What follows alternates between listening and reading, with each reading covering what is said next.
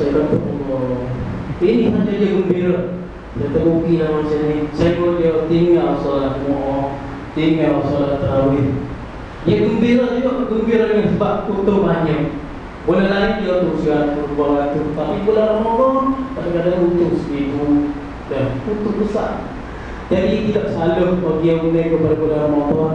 Dan siapa masuk solat Jumaat, sembahyang Jumaat. Siapa sembahyang tarawih, kita tinggal sembahyang tarawih. Ini gembira. Mana kalau gembira dari segi perniagaan, mana tidak termasuk dalam hadis yang Nabi kata, haram Allah biasa orang dia. Yang gembiranya sebab dalam sebuah hadis Nabi kata, "Man shoma Ramadan imanan wa ihtisaban, ghufira lahu ma taqaddama min dhanbihi wa ma ta'akhkhar." Siapa yang berpuasa pada bulan Ramadan dengan penuh keimanan dan mengharap pada Allah Subhanahu wa taala, maka diampunkan dosa Allah Subhanahu wa taala, dosa yang telah lalu. Dan apa yang masuk bulan Ramadan, dia rasa gembira, rasa suka dengan sebab boleh sembahyang tarawih, boleh berzikir, boleh berqiyamul lail, boleh bertadarus Quran, dan gembira dengan sebab ini. Maka bila dia mati, Allah haramkan dia sana kepada dunia. Kalau gembira rezeki keuntungan di dunia saja, maka itu tidak lain. Jadi tuan-tuan dan puan-puan yang dimuliakan oleh Allah Subhanahu wa taala, dalam bulan ini juga Allah Taala dengan rahmat Allah Taala buka pintu syurga dan menutup pintu neraka, dan juga Allah Taala merantaikan ikat syaitan. Dengan rahmat Allah Taala nak muliakan pada bulan Ramadan. Ada tahun lepas yang telefon pada saya yang rosak. Kalau dah orang mati pada bulan Ramadan, maka sebab dalam bulan Ramadan Allah Taala menutupkan pintu neraka. Jadi bebas dia tak kena masuk neraka. Dan tuan, bila bulan Ramadan Allah Taala tutupkan neraka, maknanya kalau seorang mati dalam bulan Ramadan, mana kalaulah dia ahli neraka, maka Allah Taala tangguhkan dahulu. Selepas bulan Ramadan kena azab dulu. Macam itu juga syaitan. Dalam bulan Ramadan Allah Taala ikat syaitan. Tapi ada yang tanya, kenapa Ustaz? Ada juga yang buat maksiat, ada juga yang kembali solat tarawih, ada juga. Dengan sebab bulan Ramadan Allah Taala ikat syaitan, kerana syaitan dia ambil masa 11 bulan untuk tipu kita. Hanya 1 bulan saja yang Allah Taala ikat dia. Bulan ini tak menang, tamat. Jadi dengan sebab kesel-kesel 11 bulan yang ada kita ni, kadang-kadang tarawih atau solat Jumaat dia tidak mari, dengan sebab kesel-kesel syaitan tipu kita. Jadi tuan-tuan dan puan-puan, kalaulah juga ada juga yang termari, itu adalah hawa nafsu dia lah.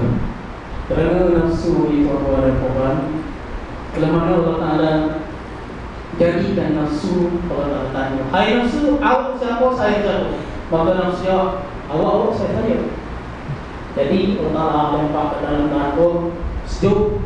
Selepas tu Allah Taala tanya pula, hai nafsu, awak siapa, saya siapa? Jadi nafsu jawab, awak saya. Maka Allah Taala lempar pula. Beberapa tahun Allah Taala tanya pula, hai nafsu, awak siapa, dan siapa? Maka nafsu jawab macam itu juga. Lalu Allah Taala lempar ke dalam neraka yang tidak ada makanan dan minum, lapar. Setelah mana beberapa tahun Allah Taala panggil, tanya, hai nafsu, awak siapa, saya siapa? Jadi ini barulah nafsu mengaku. Setelah mana nafsu dia lapar, dia tak dapat makan, tak dapat minum, maka dia mengaku dapat terapi. Dan sebab itu Allah Subhanahu wa taala wajibkan kepada umat Islam ini berpuasa, dan supaya melahirkan kita takwa pada Allah Subhanahu wa taala. Jadi tuan-tuan dan puan-puan yang dimuliakan oleh Allah Subhanahu wa taala, ada satu kisah zaman dahulu. Seorang manusia, dia ada anak dia, ceritanya dia menghormati pada bulan Ramadan. Dia berkata pada anak dia, awak jangan makan di hadapan orang Islam, kerana Ini pada bulan Ramadan, kena hormat bulan Ramadan. Tiba-tiba anak dia makan juga. Apabila balik rumah dia tahu, maka dia pukul anak dia. Dia pukul sampai nangis. Dengan takdir Allah Subhanahu Wa Taala, tak berapa hari meninggal dunia seorang manusia. Lalu Allah Taala bagi mimpi pada seorang ulama. Seorang ulama mimpi tengok seorang manusia ini berada dalam syurga. Lalu seorang ulama bertanya dia, ada setengah manusia, tidakkah awal ni seorang manusia? Dia kata, ya betul, saya seorang manusia. Kenapa boleh masuk syurga? Maka dia kata, dengan sebab saya masuk syurga ni, sebelum saya meninggal dunia, saya larang kepada anak jangan makan Islam kerana menghormati pada bulan Ramadan. Tiba-tiba Allah Ta'ala putuskan mereka untuk ajar kalimah syahadah.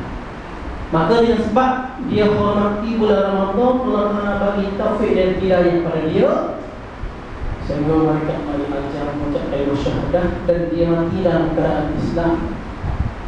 Masuk syurga dengan sebab mati dalam Islam. Jadi lebih-lebih lagi kita seorang yang beragama Islam yang beriman kepada Allah Subhanahu Wa Taala. Maka dalam bulan ini lebih-lebih lagi kita kena menghormati pada bulan Allah Subhanahu Wa Taala. Jadi tuan-tuan dan puan yang dimuliakan oleh Allah Subhanahu Wa Taala, Allah Taala bagi kelebihan pada orang yang berpuasa ini, lissaimi farhatan. Bagi puasa ini kegembiraan. Farhatun ila fitrihi, gembira ketika dia nak buka. Kita sebelum nak buka puasa ni ada hidangan banyak, hidangan minuman banyak, air, daging, ada lah. Dan sebelum kita nak berbuka puasa, sebelum waktu maghrib masuk, alangkah gembira ni. Dan satu. Jadi kadang-kadang kita tuan-tuan dan puan-puan yang dimuliakan oleh Allah SWT, kadang-kadang kita tidak tahu juga. Sebab orang yang berpuasa ini doa dia makbul. Setengah yang saya perhatikan, sebelum kita nak berbuka puasa ini, setengah itu tak ada doa. Ada yang baca Allahumma laka sumtu wa bika amantu wa ala rasulika aftartu. Tak tu yang baca. Maka doa ini ialah silah bagi orang yang mukmin. Dan doa orang yang berpuasa ini mustajab. Allah Ta'ala sangat makbul orang yang berpuasa. Lebih lagi sebelum nak buka 10 minit kita berdoa. Doa segala-galanya. Kita doa Allah Ta'ala mengampunkan dosa kita, ibadah kita dan murah kepada kita, atas beri taufik hidayah pada adik-adik kita. Semua kita doa saja. Jangan Allah SWT suka saja. Oleh istimewa yang saya tengok, sama ada di sini ataupun di belakang sama. Jadi tuan-tuan dan puan, kita doa apa saja. Jadi itu kegembiraan ketika kita berbuka puasa.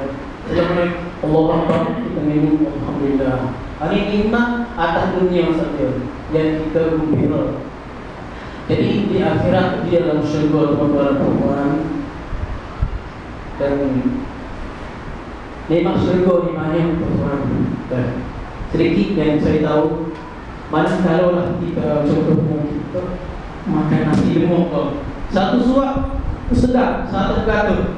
Jadi suap kali yang kedua ni Allah akan menambah Panu 200, 300, kena sedap. Ini nikmat dalam syurga.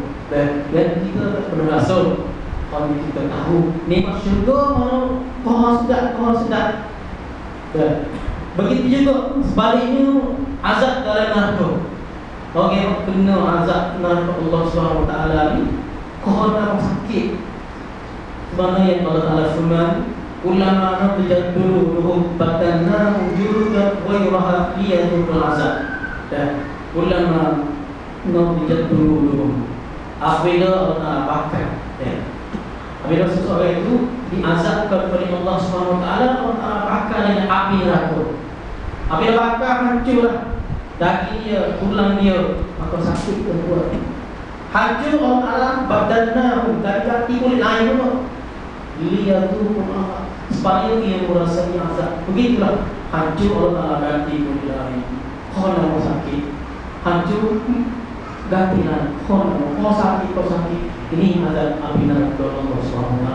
Jadi tuan-tuan dan puan-puan yang dimuliakan oleh Allah SWT, di dalam bulan ini mana kita banyakkanlah taubat kepada Allah Subhanahu Wa Taala di atas segala yang kita buat dosa, kerana kita tidak maksud ada tak sunyi daripada dosa. Jadi sebelum Allah Taala tarikkan nikmat umur kita ni, sebelum Allah Taala tarikkan nyawa kita ni, kita bertaubat kepada Allah Subhanahu Wa Taala dulu. Lebih lagi pada bulan Ramadan, kita ingatkanlah pada bulan Ramadan yang tahun 2020 ini ialah sebagai bulan Ramadan yang terakhir bagi kita. Barulah kita ada semangat ibadat kepada Allah, barulah kita semangat taubat, betul-betul taubat kepada Allah Subhanahu Wa Taala. Kita banyakkan membaca Al-Quran, banyakkan zikir, banyakkan istighfar dan segala-galanya. Jadi puasa ini nanti kita supaya lepas pada bulan puasa kita kena buat macam tu.